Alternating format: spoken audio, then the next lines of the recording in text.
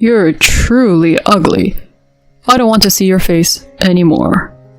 After devoting myself for 20 years, my Kirk suddenly said such a thing to me. I remained frozen, and he continued. I felt nauseous just looking at your ugly face. Leave me alone. Get out of this house. With a twisted expression, my Kirk delivered these words. At that moment, I reached my breaking point. I can't endure this kind of treatment any longer, and I absolutely won't forgive you. Despite feeling intense anger, I contained it and calmly replied, Fine, I've had enough. I'll disappear from your life as you wish. In response, Kirk replied with excitement. It's great that you're so understanding. Hurry up and leave, you ugly one. However, after that, he would come to me in tears. My name is Sarah Tanner, a 46-year-old working housewife and a company employee. My husband's name is Kirk Tanner. We met at work. One day, Kirk transferred to my workplace. I found myself in a position where I had to guide him, despite him being 2 years younger. Kirk was often called cute by the female employees at our workplace. He had expressive eyes, a docile personality, and was skilled at being affectionate. I, too, gradually developed feelings for him. During that time, Kirk asked me out. I admire how dependable you are, Sarah. Please, go out with me. Moved by such a sincere confession, my heart was touched, and we began dating. After 2 years, he proposed to me. I accepted it, and we were full of happiness. Subsequently, we rented an apartment and started our newlywed life together. However, as we began living together, I soon realized that he was completely incapable of doing household chores. Clothes were left lying around, trash was not thrown into the trash bin, and he wouldn't even bother to put away the dishes after eating. I made an effort to teach him the basics of housework. At first, he complied with my instructions, but gradually, he started making displeased faces when I pointed out his mistakes. Kirk, your clothes are left lying around. At least put them in the laundry basket. You're so annoying. If you noticed, you could have done it, Sarah.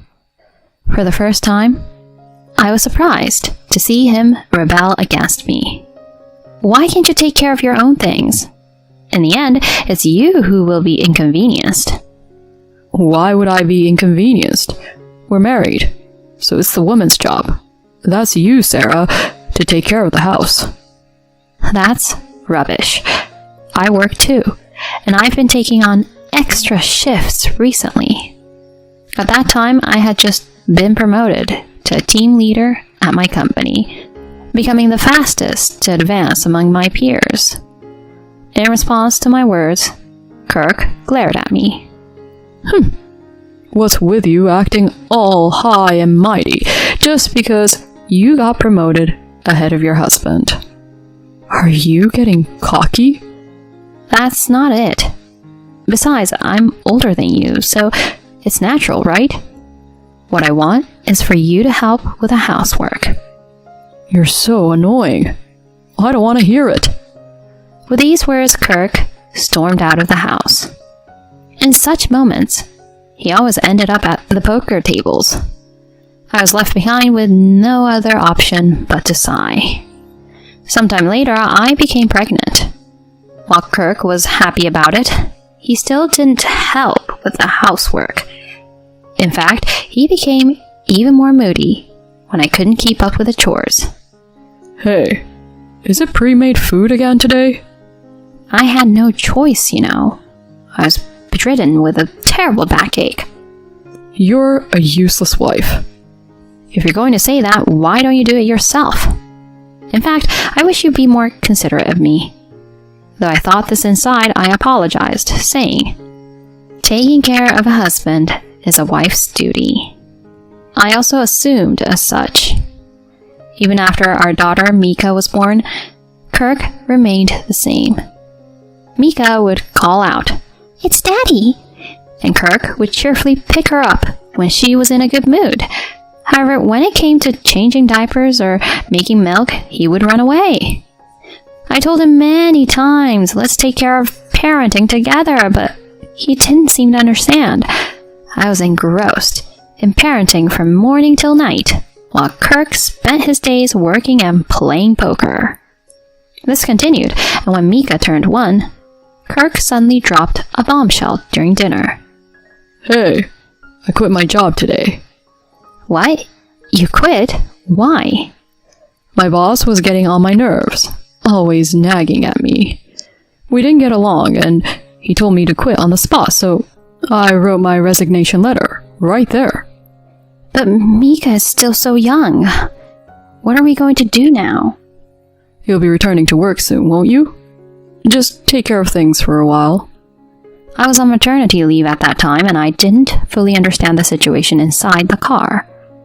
When I contacted a friend of mine who is in the same department as me at the company I work for, my friend told me this.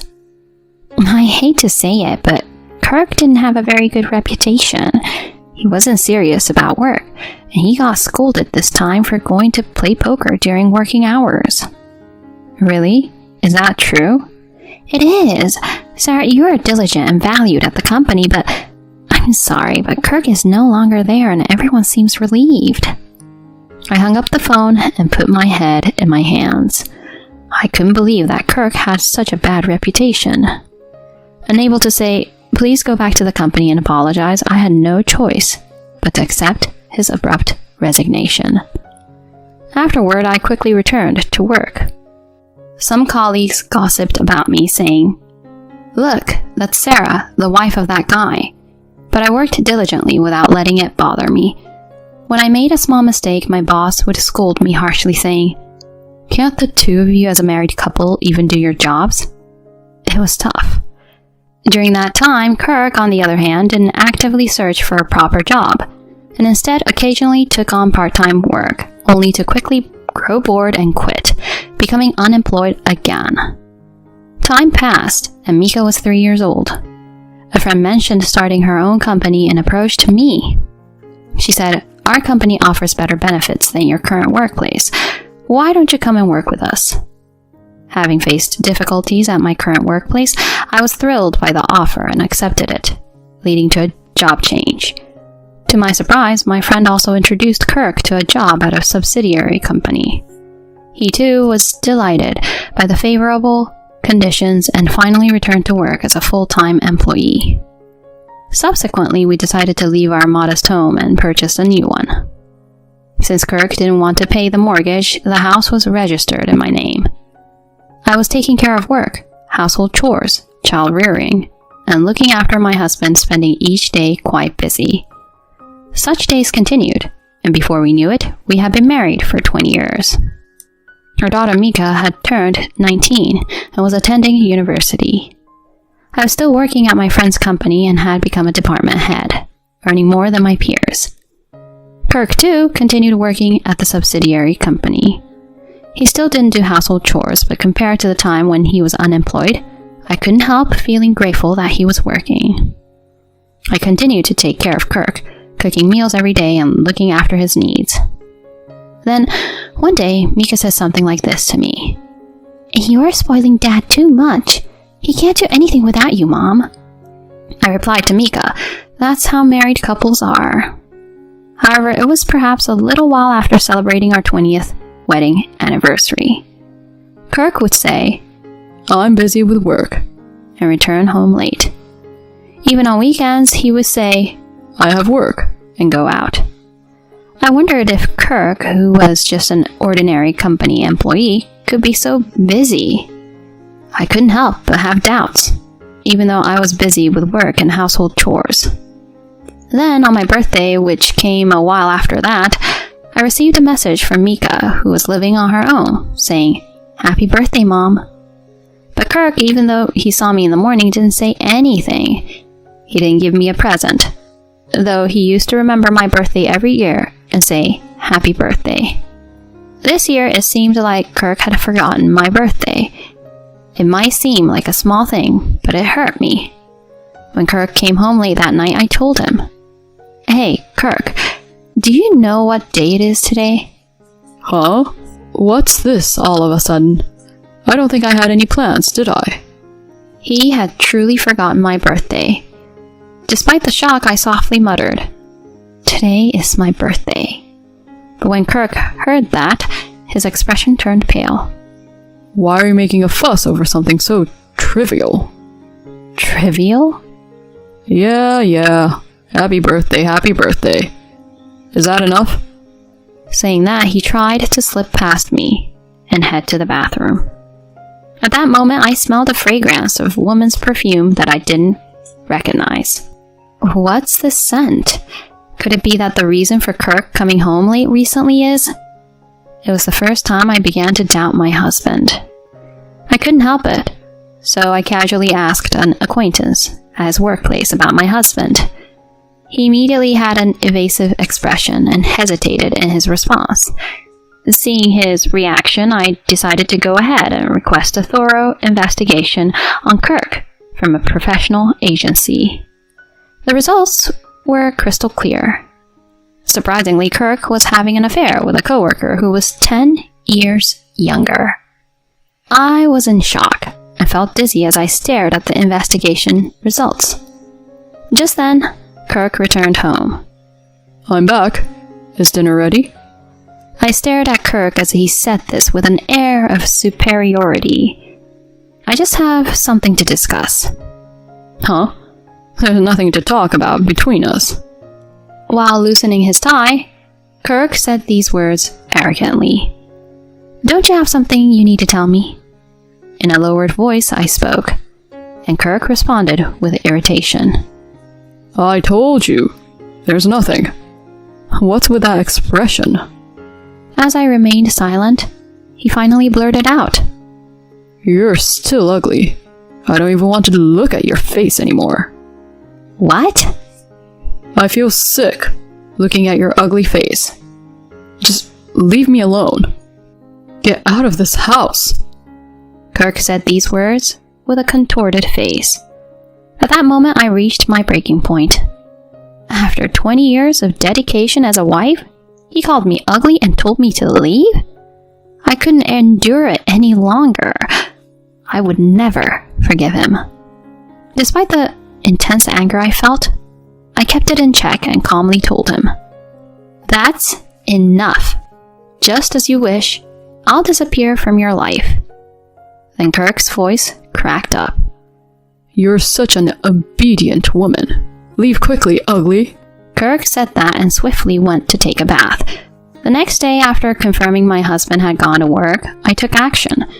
I had already booked a moving company and they began moving everything out of the house. The new place I was moving to was a company apartment that had become available. I also contacted Mika and she helped me with the moving.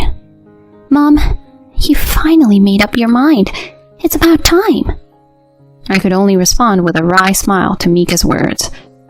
After leaving the house, which I had emptied, I placed the neatly prepared divorce papers in the living room and left the home where we had lived for many years. Late at night on that day, I received a call from Kirk. He kept calling multiple times, one call after another, almost like a maniac. "Hello?" Finally answered. What do you think you're doing, just leaving on your own like that? He berated me with a voice so loud that I thought my phone would break. "Well, you don't want to see an ugly face like mine, right? So, I left as you wished." What? What the hell are you talking about? "Tomorrow at 5 p.m., meet me at the cafe in front of the station and let's talk there." I said that and turned off my phone to get some sleep. The next day, waiting at the cafe, Kirk appeared with a flushed face. Hey, what do you think you're doing? "What do you mean?" I mean everything. Why are you taking away all the furniture and appliances? How am I supposed to live? Kirk aggressively confronted me, and I calmly responded, "I pay for most of the furniture and appliances. What's wrong with taking them? Besides, You wouldn't do any housework, even if we had appliances, would you? You'd just waste them. I paid for most of the furniture and appliances myself. When I pointed that out, he became even more obstinate. Even if that's the case, there are right and wrong ways to do things. And what's with leaving the divorce papers behind? Do you want to divorce me? Yes, that's right. What? I want to divorce you. Will you sign? What? You didn't expect me to initiate the divorce? Well, we've been married for 20 years. That's right. I've dedicated myself to you for those 20 years. But being called ugly in all of this, I can't forgive all of this. All of this? I spread the investigation results from the private investigator on the table. The video showed Kirk walking arm in arm with another woman, entering a hotel together, and various other things. What the hell is this? Did he investigate me? Yes, I had you investigated. It seems like you started this affair this year. And did you enjoy betraying me and meeting her? Ugh. With Kirk struggling for words, I said calmly, "So we are getting a divorce. I'll request $300,000 for the affair, compensation, and asset division. The house is in my name, so I'm going to sell it. Please leave soon." Wait a minute. A fair compensation? Selling the house? Please don't do that to me. The man who just moments ago was concerned with another woman now had a pale face. I looked down at him with cold eyes. Also, I reported the in-car affair to your workplace. You'll be dismissed soon, by the way. It seems you had a pretty bad reputation even at your current job. Huh? Dismissed? Yes, you'll be unemployed again. Do your best with your affair partner. No, it's not like that. She was just a fling. I never thought of divorcing you. I only love you. Please, let me keep working at your company. Kirk begged with an expression that seemed on the verge of tears. I ignored him and said, with a cold look, "Oh, by the way, Mika said, don't ever contact me again." Huh? Why? She doesn't want to consider you her father anymore after you caused so much distress to her mother by not helping with parenting. Kirk then frantically started messing with his phone. I tried to contact Mika. She's not answering. No, this can't be.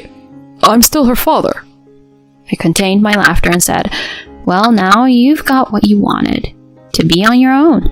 You must be thrilled, right?" Sarah, please listen. Well, it's time for this ugly lady to say goodbye. I'm sure you don't want to see this ugly face anymore. Sarah. Ignoring Kirk's plea from behind me, I left the scene. Our divorce was finalized later on. I claimed $300,000 for emotional distress and received a fair share of our assets. Kirk did indeed get fired from his job shortly afterward. According to stories I heard from his coworkers, the higher-ups in the subsidiary company had reservations about letting him go due to my connections with the management. He had a bad work attitude, and his affair was well known within the company.